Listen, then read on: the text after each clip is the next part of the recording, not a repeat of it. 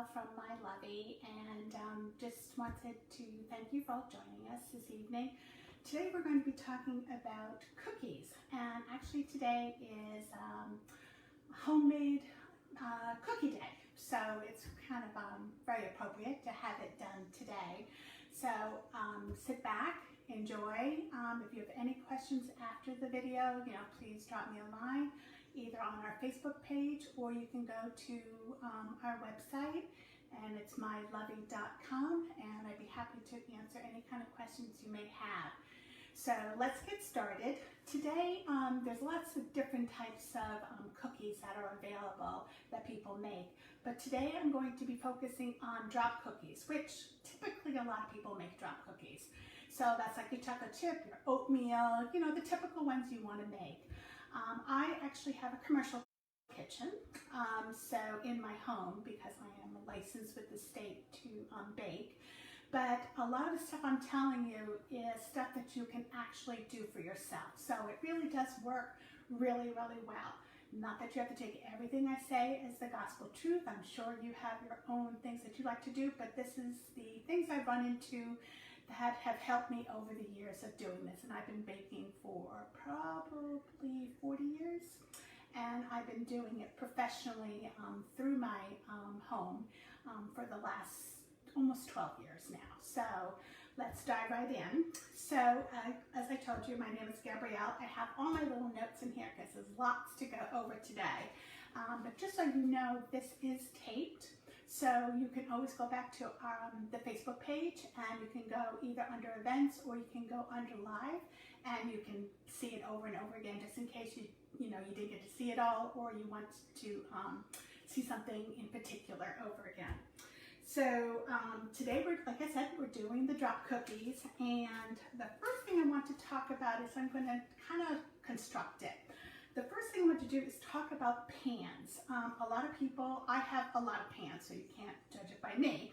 But what I want to tell you is when people talk about, oh, you need a cookie sheet. Well, cookie sheets, most people think of them like these kind of things. They have the rim all the way around. That is not what you really want to use for cookies. The reason why is when you have the cookie and it's in the oven, this rim right here will prevent it from getting a nice even bake. So a lot of times I use these like if you were doing a jelly roll or something like that, or even a bar kind of cookie, depending on the size. That's what you want to use those for. So, but what I do use are these. I have a very long island. So these are what I call cookie sheets. They usually just have two rims. It's okay, sometimes you'll see them where they only have no rims, or maybe even just one rim on the side, and that's more so you can grab it. Those are good. A lot of times people say, oh, I like the non-stick. Just so you know, nothing's non-stick. So a lot of times you'll see them, they're dark colored, and they say, oh, these are non-stick. I don't use these typically. And even these I had for a very long time. Well, my husband did. But what you can do is, if you have these kind of pans, nothing's wrong with them if you do this little trick. So typically you buy more than one cookie sheet. So if you stack them, it actually helps in not cooking as quickly. Almost as, you don't want to use those air bake ones, but you at least would have a little bit more of a buffer. The other thing that I always use is I put either a silk pad or I use parchment paper. And it doesn't matter whether I'm using my nice shinier ones that I choose or the darker ones. I like to put a piece of parchment paper. That's my preference because I usually buy it thousands of a roll. So it's much easier. It is another light color, so that when you have this dark color, it kind of absorbs in the heat. So your bottoms, you know how you always get those black bottoms, you go, well, the top looks fine, but the bottom is kind of too dark. A lot of times that is the problem. So if you stack them up and put a piece of parchment on top, it's great. Now most people don't buy parchment. I buy them in half sheets. You can buy them in quarter sheets, half sheets, or full sheets. Most people's ovens really can't accommodate easily a full sheet, and then, you don't need to make 40-something cookies at a time. So a lot of times you'll do like half sheet, and that's what you'll find in any of the stores. You don't have to, go to the high end to get them. But it is an investment, so if you do want really to last basically forever, spend a little extra money and get a good one. But what a lot of times you'll see is like the parchment paper, you can get it in rolls. This is a box one. And you know how they're a pain in the patooties of trying to get them to lay flat. I have sheets, and that's what I usually do. I can easily just put it on there and do my cookies and fine. But a lot of people don't want to buy thousands of sheets of parchment paper, but you can easily get this Walmart, Target, your grocery store, whatever, the parchment paper. So what I do is a little trick. Let's say you want it that big, and you're saying, now I want to lay my cookies in, but it's rolling. This is a nice big roll. It might roll up and down. What I've always find that works really well, crumple it up, and then when you straighten it out, it lays down really, really nice and flat.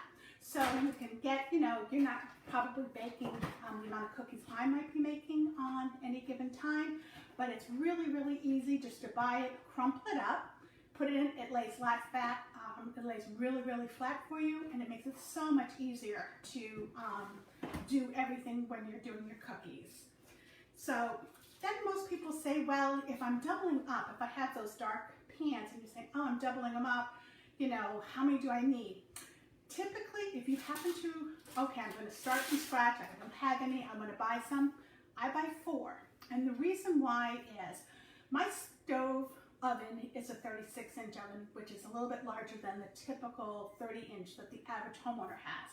But even that aside, when you put in, let's say, one cookie tray, and then you might put the other one below, you kind of stagger it kind of thing, you take those out, then you want to put the next ones in.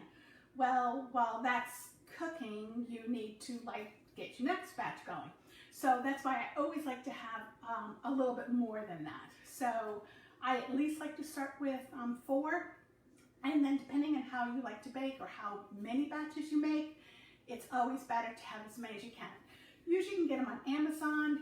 I get a 4-pack, I think these, which is Chicago Metallic. I got them on Amazon. I think the 4 of them cost me with, the typical Amazon shipping, I think it was less than 40 bucks.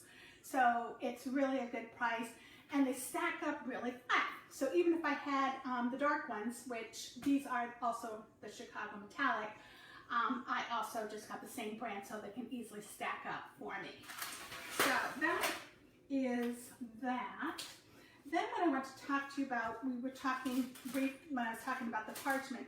Some people say, well, if I don't have a silk pack, because those are expensive, and I understand that. And the silk pack only, goes up to maybe 450 degrees. Granted, most of our cookies are cooked at, baked at least that level, much lower than that. But if not, and you want to use parchment, a lot of times people say, oh, well, I have wax paper. Do not use wax paper, because wax paper, the wax will melt. And I don't know about you, but I don't think the taste of wax on my cookies, especially whether they're from my family, me, or you're doing them as gifts, you really don't want to have all that kind of wax stuck to it. So parchment, really, really cheap. You can get it at your local big box, grocery stores, even online. If you do a lot of baking like myself, get a half sheet, and they come nice and flat, which is really good. And the thing is, if you want to do smaller sheets, you just fold them in half, and those quarter sheet ones that usually fit in toaster ovens, so those fit really good. So you can get a lot of bang for your buck out of those. But the big thing is, don't use wax paper. The other thing is people talk about convection ovens. Pretty much just about everybody has a convection oven, or it comes with it. You might know, I don't know if I want to use it or not. I don't, but that's just my own personal preference, only because when I do my recipes, I have them set a certain way, and if you do a convection, most of the time you do have to lower the temperature. You might have to change the time in a little bit less because the air is blowing, and you don't know if you're gonna make a lot of them. So just me my own personal preference, and each one is different, I typically don't cook in a convection mode. It tends to dry it out a little bit more, especially when I'm doing cakes for customers. I just typically do not do it in convection, but if convection and you found that works really, really good for your recipes, go forth and conquer. That's really good. I wish I could figure mine out. And so I want to tell you that. The other thing that people talk about is cooling racks. And let me just move some of these out of the way. I have a lot of different kind of cooling racks. The big thing I do with cooling racks is, of course, cool my stuff. But depending on what I'm doing is which one I will use. I typically like them. This one, I don't know if you can quite see, but maybe you can see with this angle, there's a little bit much of a separation. So when you're putting it on your counter, wherever you might be able to store, have things cool, you get a good enough airflow. Some of them that you might get that are a little bit less quality, they tend to be very, very low. And so therefore you get a lot of moisture. If you notice when you lift them up, you might feel a little bit more moisture underneath there. You don't mind a little bit because there's always going to be some kind of steam because it's cooling, but I want it to actually cool the way I want it to do. So I typically like these. You can get them pretty much anywhere. It doesn't matter what kind. I tend to like the little squares. I'm trying to see if you can see. Some of them have big squares, but depending on what you're making, I like the little squares because then I don't matter when I put things off, where they go. So I do like the smaller squares. I do have a lot of these, and these are stackable.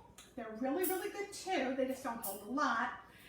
But what I mostly use these for is when I'm doing, like I have an order for whoopie pies. And I'm doing, well, this time next week I'm only doing 5 dozen. So that's, 60. Well, whoopie pies are 2 halves. So, you're doing 120. Technically looks like cookies. So I can easily stack them. And I have a relatively large kitchen. But still, I can stack these and let them cool. And there's still, as you can see, plenty of space in between to let things cool without it getting any kind of sogginess or anything like that. So if you do a lot of that kind of baking, I find them really, really good. They fold up really nice and flat. So you can, stack them in, the side of your kitchen, not necessarily a kitchen, but if you have like a nice little pantry, I have a walk-in pantry, but you can stack them, if you don't use them that often. I usually put them in one of those nice 13-gallon trash bags because they're nice and clean, and just keep them in there, and then they don't get dusty, so you don't have to clean before you start again. So one thing you really want to do is make sure you really get halfway decent cooling racks. I don't worry about those as much because you've already baked. I usually spend more money in my pans than I do on my cooling racks. But you just definitely want to have that. And let me see what else I want to tell you about them. Let's see. A lot of times one thing I notice when I'm doing cookies is that people say, well, why do I need also so many pans? Because when you take your cookies out of your oven, you usually don't want to immediately take them off and cool them. You're thinking, oh, well, I do want to cool them. But a lot of times you need to have them, let them set a little bit. They're still really hot. They're not cooling too cold on the pan, but you want them to be firm enough that, like when you've used your spatula, let's say, to take them off, and you can see them kind of scrunch a little bit, and you say, oh, it's not round anymore, it's kind of like scrunching up a little bit. That's because it hasn't set. So usually you want them to sit, maybe a minute or two before you then take them off your parchment or your silk pad that you might be using. And that's why you also need a lot more pans, because depending on how many you're doing, you're just going to need them, because when you put your next batch of batter on the pan, the problem you're going to run is you want to make sure that pan is not warm, because what happens is it starts melting on you already. So that's one of the things you want to make sure you have enough pans that you can have one sitting. The next batch might be in the oven, but then when you take them off, it has enough time to cool. I usually pop mine in the fridge for a second, And if I'm really tight for time and I'm making dozens and dozens of cookies for our clients, I'll do that, and it works perfectly fine. So you can do that also, but I just want to make you aware of that. So now we are up to the actual making of cookies. I start a lot of times with recipes that I might see from a baker or a baking company that I usually follow. A lot of times we all have great recipes that we've had passed down from family or whatever. Those are all fine, no need to change. But one thing you do want to make sure is that, and I have done this, is, and then you want to you read your recipe, you make sure you know, especially if it's new, you've understood it, it makes lots of sense. Take out all the ingredients and put them on your work surface, whether it be your counter, if you have an island, do that. Because I found I don't have certain things. Or you thought you did, like you see the bag of brown sugar, you say, oh, I got brown sugar, but then when you went to actually go out to measure it for your recipe, you're short. And the last thing you want to do is half your stuff is in the mixer, the other half is on the counter, and it makes you more frustrated than it really is. So what I always do is I read the recipe, whatever one I'm doing, I take all the ingredients, plop them on the counter, and make sure I have enough for each of the recipes. And usually where I find, even myself, where I get kind of messed up, and I'll do it, especially if I haven't made a recipe in a while, if you are making a double batch, let's say. And it's like, oh yeah, I know the recipe only calls for 2 eggs. I got 2 eggs, but you want to double the recipe or, 1.5 it or something. It's like, oh, I don't have the other egg. Or I don't have enough of the white sugar or whatever it may be. So that's why it's always best, you know what you're going to make, bring all the ingredients out. You're going to have to bring them out anyway. So instead of going one by one to get what you need, put them all out, and then you make sure that you have everything you need before you start. And the other thing is, they'll say, oh, room temperature. There's a reason why you want things room temperature. Because I don't know if you've ever done this where, you'll have your butter, you're creaming your butter and you're creaming your sugars together, and that's going along fine. And then you might have to add the eggs, and the eggs, oh, I took them out of the fridge. And then you put them in, and all of a sudden the butter and the sugar kind of look, it's not like curdled, but it looks like it's separated a little bit. That's because the cold egg is now chilling the butter. So it's not a pretty sight. So it takes a lot longer to mix. So I always take out my eggs, 20 minutes ahead of time. If you're short for time and you won't get sick or anything else like that, I'll take my eggs, I'll put them in a bowl with, like, let's say room temperature water or just slightly warmer. And by the time you get to that part after you've brought all the other ingredients out, it's pretty much close enough to room temperature that you're not going to run into a big change in the way it works. So you want to make sure you do that. And when I look at room temperature, like let's say butter, you don't want it soupy. Sometimes on those hot days it's really hot. You want to be able to push your finger in there and it's firm, but it's not like, oh God, it's in there and it's oozing all over the place. That's a little bit too warm. So those, depending on how your climate is, especially you run into this more if you're baking in the summertime, it might be just a little too warm, so you might just want to make sure you judge it so that you don't get your butter out too soon, that it actually is soupy. Very few recipes actually will call for melted butter, but if you do have a recipe or you find one or an old family recipe does require a melted butter, go for it. That's the type of recipe it is. So just because it says melted butter, well, you're not supposed to. You go by the recipe, but if it says room temperature, that's what I'm pretty much referring to. So then, whenever they talk about ingredients, so this is where we get, we have our preferences. Usually when they talk about eggs, they're talking about large eggs. And don't worry if it's brown, white, purple, green, it doesn't matter. That was the bird that laid it that makes that color. Large eggs is typically the norm unless it specifically tells you otherwise. Use large eggs. I use whatever tends to be, on sale or whatever. Sometimes it's white, sometimes it's brown. So it doesn't really matter the color of the egg, it's the size of the egg. If you like organic, that's great, that's wonderful, you know, use those too. But just want to make sure you knew that. I did tell you about butter. I do not use margarine. Margarine to me is fake. I don't, if it says butter, butter. The key, a lot of people ask me, is salted or unsalted. Doesn't really matter in the sense of the outcome of your product. A lot of times when, unless a recipe says to use unsalted, you can use salted. If it says unsalted, you just might cut back on the additional salt you might add. So, but usually they're interchangeable. Sometimes I find if you use a unsalted butter, it has more of a, sounds kind of crazy, but a buttery taste to it. So, and it tends to be a little bit more yellow. So, but that's about the only thing, you know, whether you buy Land O'Lake, let's say, whether it's salted or unsalted, it's still a very good butter. So don't get too particular of, oh, I can only have unsalted, and what am I going to do when I should use, you know, salted or something like that. So don't worry about that. Shortening, some recipes do call for shortening. Most of them don't have the trans fats, I think, anymore. I can't remember. But don't buy the ones that are flavored, like buttered flavor. It then tastes fake to me. So if it's shortening, just shortening. You know, whether it's a store brand or Crisco or whatever it may be, use whatever it says, but don't get, oh, I want a buttery flavor, I'm going to enhance it more and do more butter. So it just tastes more fake. Then we get into flour. Typically, whenever you look at a recipe, unless it states otherwise, it's usually an all-purpose flour. Now, you'll look in the grocery store and you'll see bleached or unbleached.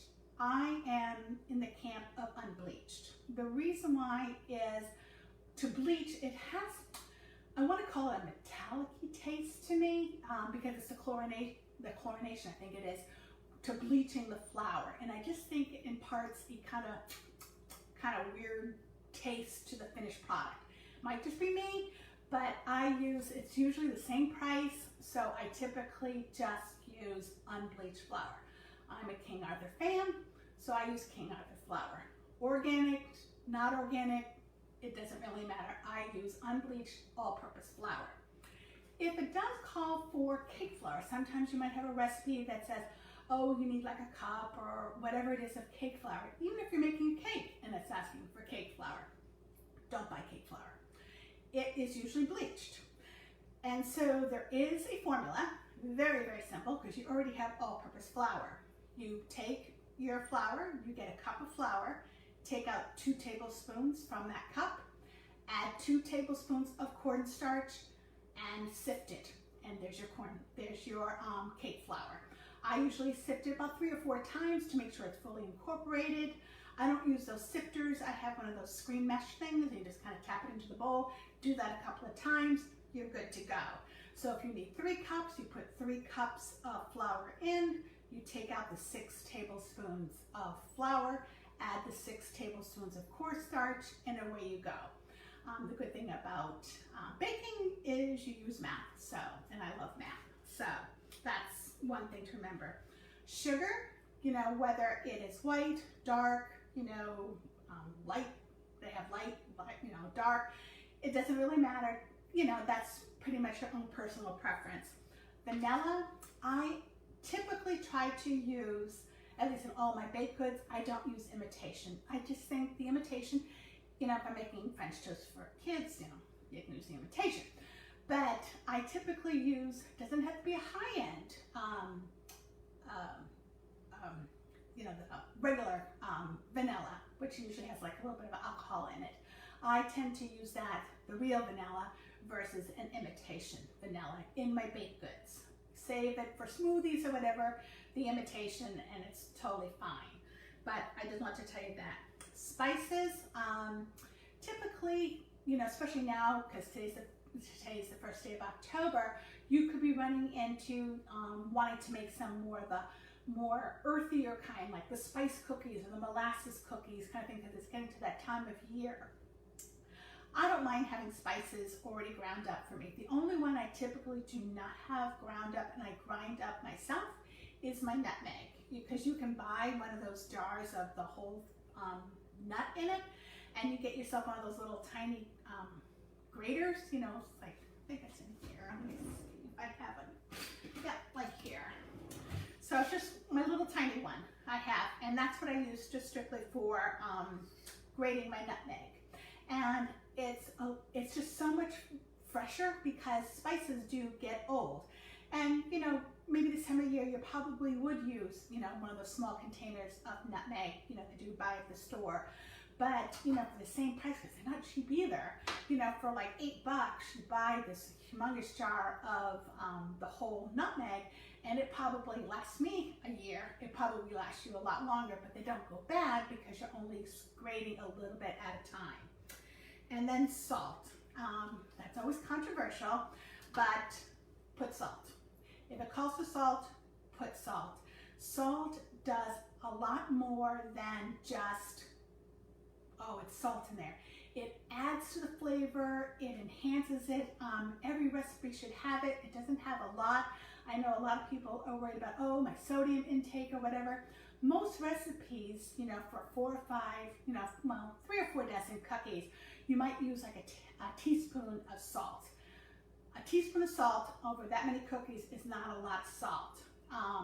If you know, unless you ate all the cookies and in one sitting, and I think eating all the cookies in one sitting is probably going to be worse for your health than having the 1 teaspoon of salt in the recipe. And you know how you taste something, someone says, oh, I'm trying to watch my salt intake, and you wonder, what is missing? All the other ingredients are there, but something is missing. And a lot of times it's the salt. They didn't add thinking that they're trying to watch their salt intake. So you want to make sure if it calls for salt, add salt.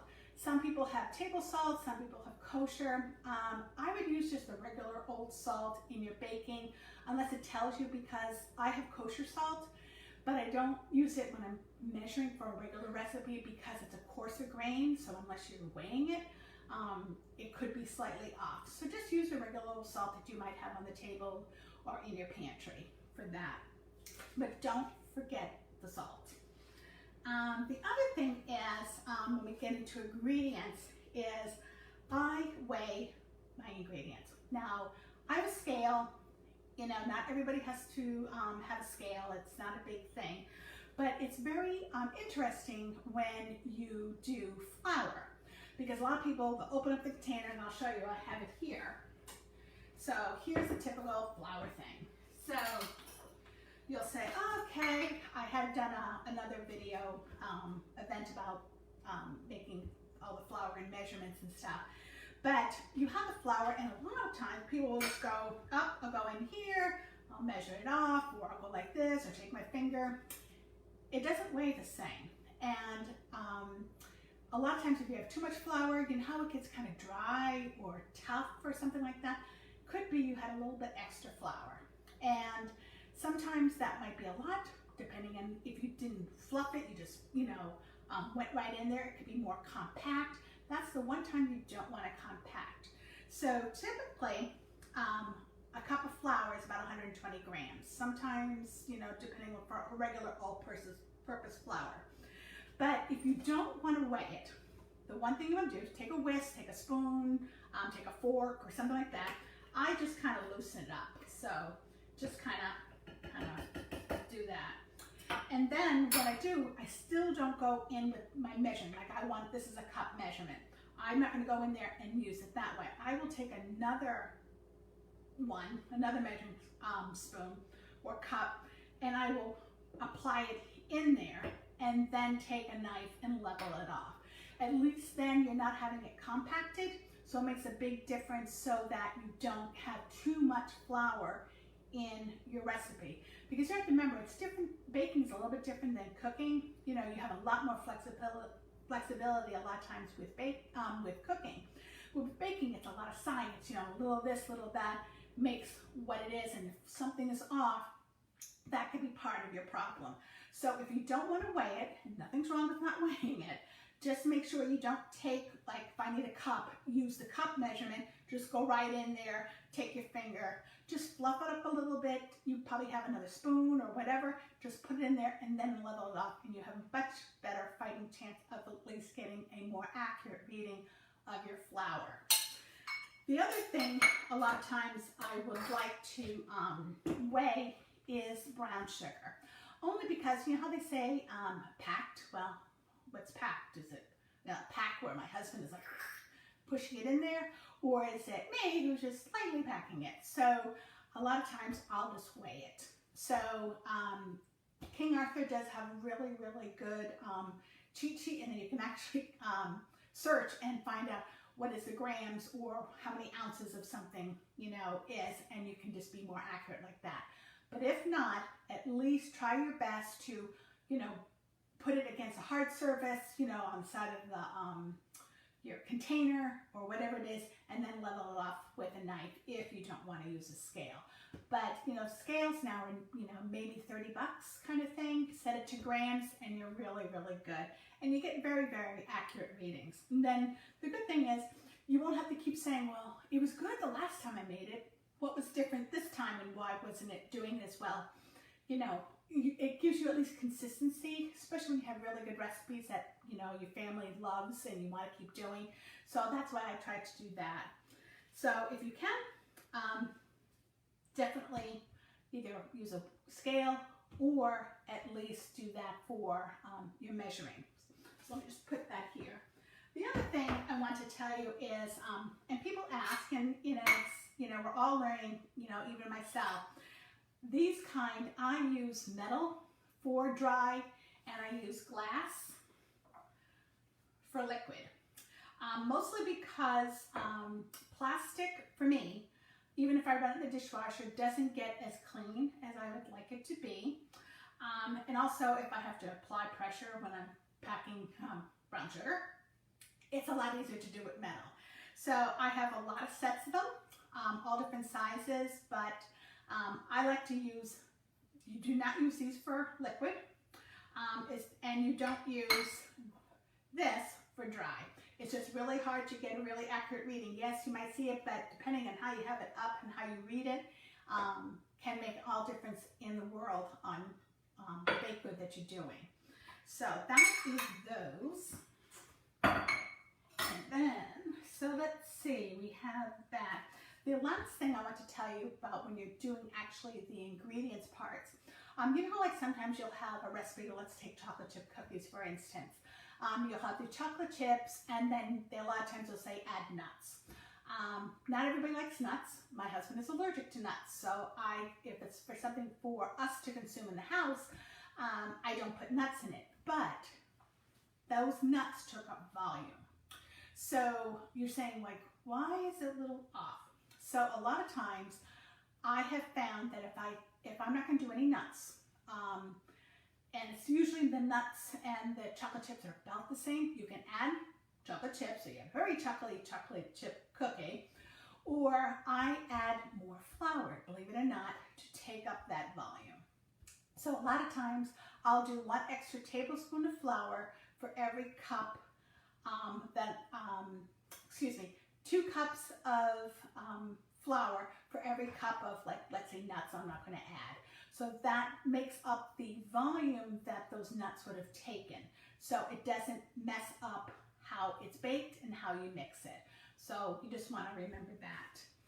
And the other thing is when you are adding your ingredients. So let's say you are, it says to cream your butter and sugar. And you say, well, how long is butter and sugar should be creamed? Typically, you know how they say it's, oh, it's supposed to be light and airy looking. What is light and airy looking to you? I typically go 4 to 5 minutes on my medium to high. Once everything is kind of somewhat incorporated so it doesn't go flying all over your kitchen, I usually go about 4 to 5 minutes on that level, and then you stop it a minute, make sure you get down at the bottom of the mixing bowl, and then just keep doing it for 4 to 5 minutes. Then I know it really is creamed. And I have found that, oh, it looks creamed maybe after a minute and a half. It really isn't creamed.